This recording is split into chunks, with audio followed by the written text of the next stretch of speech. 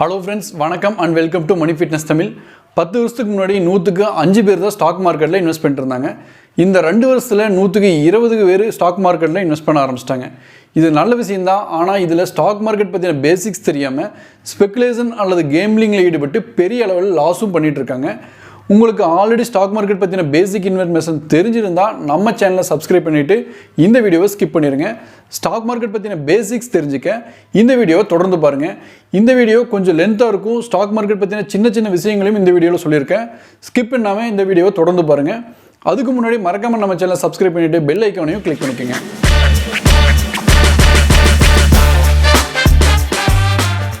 முதல்ல ஷேர்னா என்னன்னு ஒரு எக்ஸாம்பிளோட பார்ப்போம். 4 பேர் சேர்ந்து ஒரு கம்பெனி ஆரம்பிக்கிறாங்க. ப்ரைவேட் லிமிடெட் கம்பெனியாக ரெஜிஸ்டர் பண்ணுறாங்க. மொத்த இன்வெஸ்ட்மெண்ட் 4 கோடி தேவைப்படுது. 4 பேரும் ஈக்குவலாக ஒவ்வொருத்தரும் 1 கோடியை இன்வெஸ்ட் பண்ணலாம்னு டிசைட் பண்ணுறாங்க.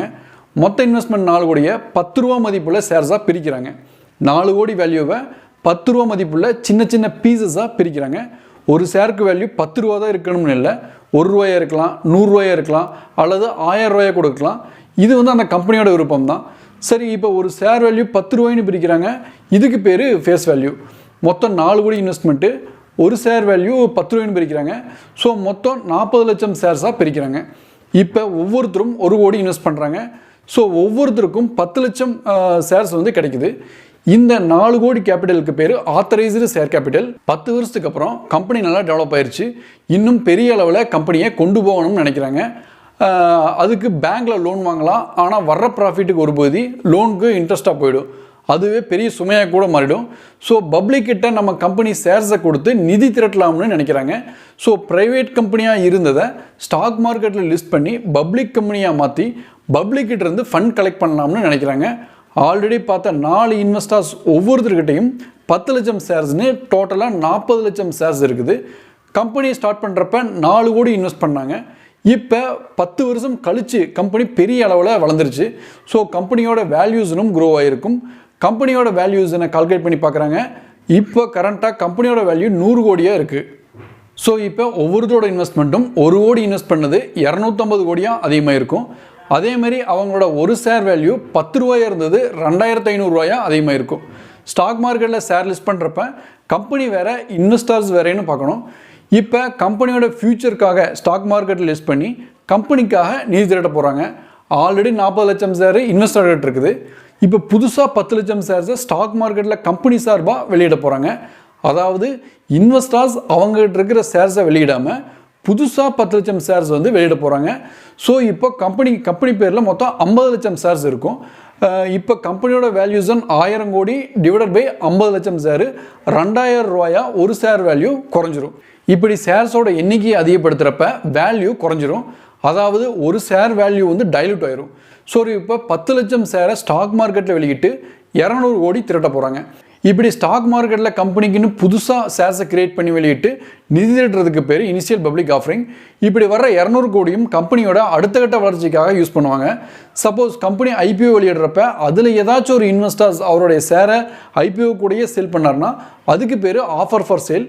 ஐபிஓவும் ஆஃபர் ஃபார் சேலும் அட் அ டைம்லையும் நடக்கலாம். உதாரணத்துக்கு பேடிஎம்மில் ஐபிஓவும் ஆஃபர் ஃபார் சேலும் சேர்ந்து ஷேர்ஸை வெளியிட்டாங்க. இந்த share, IPO, offer for sale இதில் ஏதாச்சும் டவுட்ஸ் இருந்தால் கமெண்ட் பண்ணுங்கள். ஒரு கம்பெனியோட மெமரண்டம் ஆஃப் அசோசியேஷனில் ஆத்தரைஸ்டு ஷேர் கேபிட்டல் 6 கோடி இருக்குன்னு வச்சுக்கோங்க. ஸோ அந்த கம்பெனி 6 கோடி வரைக்கும் ஷேர்ஸை இஷ்யூ பண்ணலாம். பட் நம்ம பார்த்த எக்ஸாம்பிளில் எடுத்துட்டோம்னா 4 கோடி இன்வெஸ்ட்மெண்ட்டு 10 ரூபா ஃபேஸ் வேல்யூவாக பிரிச்சிருக்காங்க. இந்த 4 கோடி இன்வெஸ்ட்மெண்ட்டுக்கு பேர் பெய்டு அப் ஷேர் கேபிட்டல் அல்லது இஷ்யூடு கேபிட்டல். இஷ்யூ பண்ணாத 2 கோடிக்கு பேர் அன்இஷ்யூடு ஷேர் கேபிட்டல். இந்த 2 கோடிக்கு ஃபியூச்சரில் அந்த கம்பெனி ஷேர்ஸை இஷ்யூ பண்ணலாம். பெய்டு அப் கேபிட்டல் எப்பவும் ஆத்தரைஸ்டு ஷேர் கேபிட்டலோட கம்மியாக இருக்கும். சப்போஸ் அந்த கம்பெனி ஆத்தரைஸ்டு ஷேர் கேபிட்டலை அதிகப்படுத்தணும்னு நினச்சா ஆர்டிகல்ஸ் ஆஃப் அசோசியேஷனில் சேஞ்ச் பண்ணி ரெஜிஸ்டர் ஆஃப் கம்பெனிஸில் ஆத்தரைஸ்டு ஷேர் கேபிட்டல் லிமிட்டை இன்க்ரீஸ் பண்ணிக்கலாம்.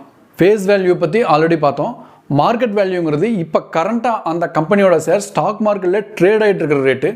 புக் வேல்யூங்கிறது கம்பெனியோட மொத்த அசட்ஸில் இருந்து அந்த கம்பெனிக்கு இருக்கிற கடன்களை கழிச்சோம்னா வர்றது புக் வேல்யூ. சப்போஸ் அந்த கம்பெனி திவாலாயிருச்சுன்னா இந்த புக் வேல்யூ தான் மிச்சமாக இருக்கும். ஒரு கம்பெனி ஷேர் மார்க்கெட்டில் லிஸ்ட் பண்ணுறது கம்பெனியோட பழைய கடன்களை அடைக்கிறதுக்காக இருக்கலாம், ஒர்க்கிங் கேபிட்டலுக்காக இருக்கலாம், ஃப்யூச்சரில் பெரிய ப்ராஜெக்ட் பண்ணுறதுக்காக இருக்கலாம், இன்னொரு கம்பெனியை வாங்குறதுக்காக இருக்கலாம், கம்பெனியை இன்னும் பெரிய அளவில் க்ரோ பண்ணுறதுக்காக இருக்கலாம், ஷேர் மார்க்கெட்டில் லிஸ்ட் ஆச்சுன்னா அந்த கம்பெனியை பற்றி நிறைய விஷயங்கள் வெளியே தெரிய ஆரம்பிக்கும். இதுவும் இன்டைரக்டாக கம்பெனிக்கு ஹெல்ப் பண்ணும். ஃப்ரெஷ்ஷாக ஷேர் இஷ்யூ பண்ணுறதுக்கு பேர் இனிஷியல் பப்ளிக் ஆஃபரிங். இதுக்கு இன்னொரு பேர் பிரைமரி மார்க்கெட். ஐபிஓவில் வாங்கின ஷேரை நம்ம விற்றோம்னா அது செகண்டரி மார்க்கெட்டில் விற்போம். உதாரணத்துக்கு புதுசாக ஒரு பைக் வாங்கினீங்கன்னா அது ஐபிஓ அல்லது பிரைமரி மார்க்கெட். அந்த பைக்கை கொஞ்ச நாள் யூஸ் பண்ணிட்டு நீங்கள் வேற ஒருத்தருக்கு சேல் பண்ணிங்கன்னா அது செகண்டரி மார்க்கெட். நம்ம ஒரு ஷேரை சேல் பண்ணோம்னா நம்மளை மாதிரியே இன்னொருத்தர் அந்த ஷேரை வாங்குறதுக்கு ரெடியாக இருப்பார். ஷேர் மார்க்கெட்டில் நம்மளை மாதிரி retail investors, high net worth individuals, mutual fund companies, pension funds, insurance companies, foreign institutional investors எல்லாம் இருப்பாங்க. இவங்க பையர்ஸாகவும் செல்லர்ஸாகவும் இருப்பாங்க. இந்த மாதிரி பையரையும் செல்லரையும் கனெக்ட் பண்ணுற இடம் தான் ஸ்டாக் எக்ஸ்சேஞ்சஸ். நம்ம நாட்டில் 2 ஸ்டாக் எக்ஸ்சேஞ்சஸ் இருக்குது. 150 வருஷத்துக்கு முன்னாடி ஸ்டார்ட் பண்ண பாம்பே ஸ்டாக் எக்ஸ்சேஞ்சு, 30 வருஷத்துக்கு முன்னாடி ஸ்டார்ட் பண்ண நேஷனல் ஸ்டாக் எக்ஸ்சேஞ்சு. ஸோ இந்த 2 ஸ்டாக் எக்ஸ்சேஞ்சில் தான் ஐபிஓ வெளியிட்டு நிதி திரட்ட முடியும். அதே மாதிரி நம்மளும் இன்வெஸ்ட்மெண்ட் அல்லது ட்ரேட் பண்ண முடியும். 5000க்கு மேலே கம்பெனிஸ் இந்த ஸ்டாக் எக்ஸ்சேஞ்சில் லிஸ்ட் பண்ணியிருக்காங்க. இந்த 2 ஸ்டாக் எக்ஸ்சேஞ்சுக்கும் தனித்தனியான குறியீடு அல்லது இண்டெக்ஸ் இருக்குது. இதை வச்சு ஓவராலாக ஸ்டாக் மார்க்கெட் மேலே போகுதா அல்லது கீழே இறங்குதான்னு தெரிஞ்சுக்கலாம். பிஎஸ்சியோட குறியீடு சென்செக்ஸ், அதாவது சென்சிட்டிவ் இண்டெக்ஸ். என்எஸ்சியோட குறியீடு நிஃப்டி. சென்செக்ஸ் கால்குலேட் பண்ணுறதுக்கு டாப் 30 பெரிய கம்பெனியோட ஏற்ற இறக்கங்களை கணக்கில் எடுத்துக்கோங்க. நிஃப்டி இண்டெக்ஸை கால்குலேட் பண்ணுறதுக்கு டாப் 50 பெரிய கம்பெனியோட ஏற்ற இறக்கங்களை கணக்கில் எடுத்துக்குவாங்க. நீங்கள் ஏதாச்சும் நியூஸ் சேனல் அல்லது பேப்பரில் பார்த்தீங்கன்னா இப்படி இருக்கும். இதுக்கு என்ன அர்த்தம்னா இன்றைக்கி நிஃப்டி இண்டெக்ஸ் வேல்யூ 17,000 இருக்குது, நேற்று வேல்யூவில் இருந்து 300 பாயிண்ட் ஏறி இருக்குன்னு அர்த்தம். அப்படின்னா நேற்று வேல்யூ 16,700 இருக்குது. சப்போஸ் இப்படி இருக்குன்னா இப்போ current Nifty index value 16,000 point இருக்குது, நேற்று வேல்யூவில் இருந்து 500 பாயிண்ட் குறைஞ்சிருக்குன்னு அர்த்தம். அப்போ நேற்று வேல்யூ 16,500 இருந்திருக்கும். இந்த சேம் மெத்தேடு ஒவ்வொரு கம்பெனி ஷேருக்கும் அப்ளை ஆகும். நம்ம நாட்டில் இருக்க பேங்க்ஸ் எல்லாத்தையும் 6 பேர் ரெகுலேட் பண்ணுது. இன்சூரன்ஸ் கம்பெனிஸை IRDA ரெகுலேட் பண்ணுது. அந்த மாதிரி ஸ்டாக் எக்ஸ்சேஞ்சு, ஸ்டாக் புரோக்கர்ஸை செபி ரெகுலேட் பண்ணுது. செபி முடிஞ்ச அளவுக்கு ரூல்ஸ் அண்ட் ரெகுலேஷன்ஸை ஸ்ட்ரிக்டாக கொண்டு வந்து தவறுகள் நடக்காத மாதிரி பார்த்துக்கிறாங்க. ஆனால் அப்பவும் செபி கண்ணில் மண்ணை தூவிட்டு தவறுகள் நடக்கத்தான் செய்யுது. ஆனால் 80s 90s இருந்த ஃப்ராட்ஸை கம்பேர் பண்ணுறப்ப இப்போ ரொம்பவே குறைஞ்சிருக்கு. இன்வெஸ்டர்ஸோட இன்வெஸ்ட்மெண்ட்டை பாதுகாக்க இன்னும் நிறையா ரெகுலேஷன் செபி கொண்டு வர வேண்டியிருக்கு. சரி, இப்போ ஸ்டாக் மார்க்கெட்டில் இன்வெஸ்ட் பண்ணி ஷேர்ஸ் வாங்குறதுக்கு என்னென்ன வேணும்னு பார்ப்போம். ஷேர் வாங்குறதுக்கு ஃபஸ்ட்டு தேவைப்படுறது டிமேட் அக்கௌண்ட்டு. நம்ம ஒரு கடைக்கு போகிறோம், ஆப்பிள், ஆரஞ்சு, காய்கறி எல்லாம் காசு கொடுத்து வாங்கி ஒரு பேக்கில் போடுறோம். இந்த ஆப்பிள், ஆரஞ்சு, காய்கறி எல்லாம் ஒவ்வொரு கம்பெனியோட ஷேர்ஸு. அந்த பேக் தான் டிமேட் அக்கௌண்ட்டு.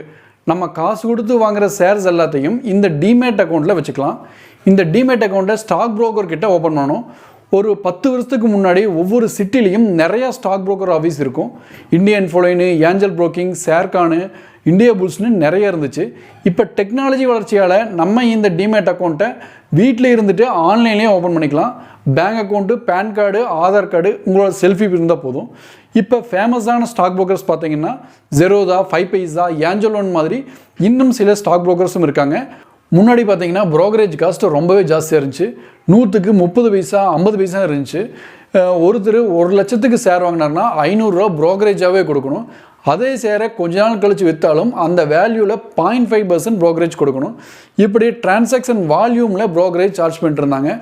இப்போ லேட்டஸ்ட்டாக ஒரு டிரான்சாக்ஷன் பேஸில் சார்ஜ் பண்ணுறாங்க.